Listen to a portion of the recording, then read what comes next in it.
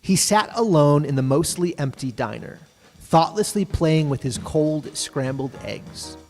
Sam's was a regular dive along his route. Some years back, Fred and Sam struck a deal, mostly of mutual understanding and respect. It was one of many such deals that Fred would make in his time.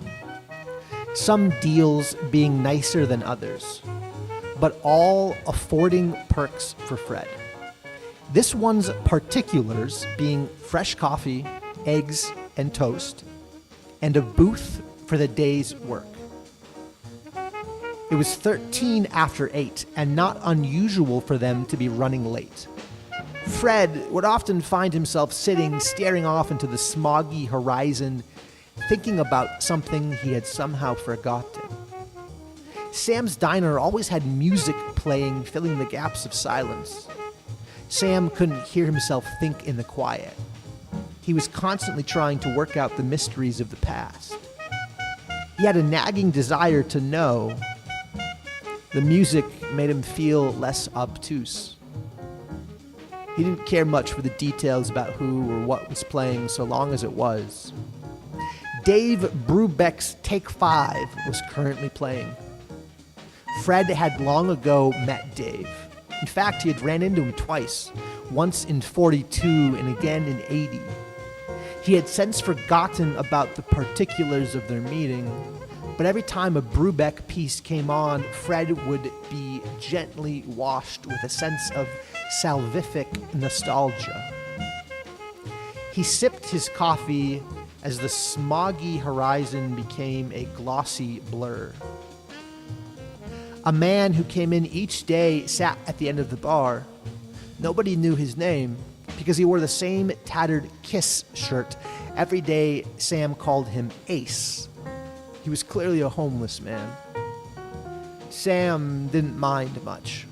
He was a paying customer. He would shuffle in, sit down, order coffee, 3 sausage links and toast, mutter indecipherably to himself until around noon, get up, then leave. Only to return the next day. He seemed to bother nobody other than himself. When she wasn't taking orders, Elizabeth could be found either cleaning or organizing various areas of the diner. She had been working there for God knows how long. A joyful and humble woman, she was plagued at times with grief and sorrow over the loss of her son ages ago. On her downtime, you could find her either reading or praying. She was currently doing the latter when a sharp pain bolted through her stomach like lightning, causing her to spill her tea. It crashed to the floor as she cried out in anguish. Sam peeked through the kitchen window. "Are you okay out there?" he asked. Ace looked fearful and astonished. Fred looked over briefly, but nonplussed, still lost in thought.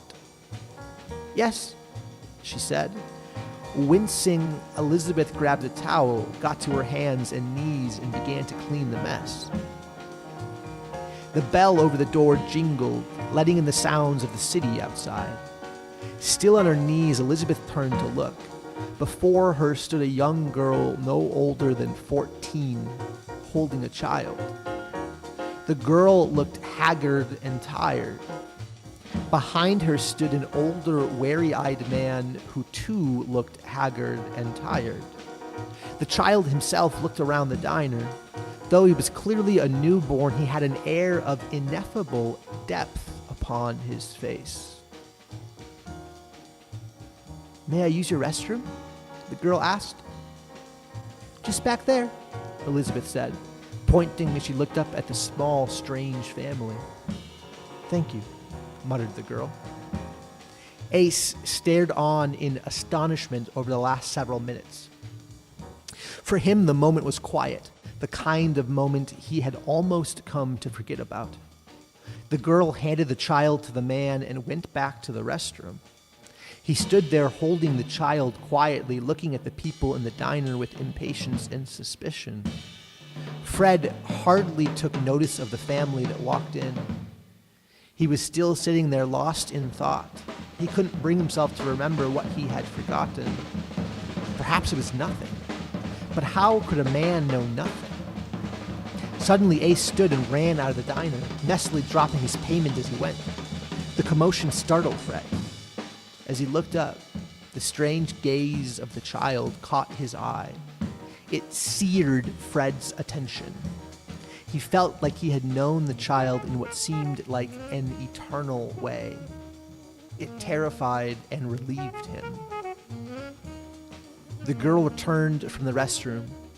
Taking the child from the man, they turned and began to leave when Elizabeth said with a voice that trembled, "Blessed are you and your family." The girl smiled a wary smile as they left the diner. The child's gaze never left Fred. It pierced his memory. As the bell rang and the diner door closed to the cold breeze and sounds of the city, Fred knew. He undoubtedly knew.